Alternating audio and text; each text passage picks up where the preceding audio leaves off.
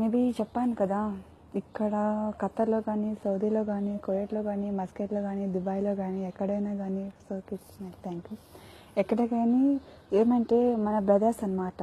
అంటే మన అన్నవాళ్ళు, మన ఎవరైనా కానీ అంటే సపోజ్ ఇక్కడ మేమేం దేనికి వచ్చినామో అది మనకు తెలుసు కదా, వాళ్ళకి తెలియదు కదా. అలా పాపం వాళ్ళకి ఇక్కడ మాకంటే ఎక్కువ బాధలు అనమాట నిజంగానికి. ఎందుకంటే పాపం వాళ్ళ తిన్న తట్ట కూడా వాళ్ళే కడుక్కోవాలి. అలాంటి పరిస్థితి వచ్చేసింది అంజు నిజంగానికి. మళ్ళీ ఏమంటే ఒక్కొక్కరిని ఎత్తిత్తి ఏమంటే చాలా బాగా వేస్తారు. వాళ్ళకి అన్నము పని మనుషులు పెట్టేందుకు వాళ్ళ అన్నంకి కూడా కెట్టి లేదు తెలుసా. లేదంటే వాళ్ళే చేసుకొని తినాలి, వాళ్ళే కడుక్కోవాలి. ఆఖరికి వాళ్ళు తిన్న తట్ట కూడా వాళ్ళే కడుక్కోవాలి. అంటే మేబీ వాళ్ళకు ఉండొచ్చు ఒక 80 దినాలు 70 దినాలు ఉండొచ్చు. వాళ్ళే అంత ఫోజులు కొడుతుంటే మరి నేను లైవ్లు చేయకూడదంట. నేను ఎందుకు చేయకూడదు చెప్పు? నా లైవ్ నా ఇష్టం, నా ఫేస్బుక్ నా అకౌంట్.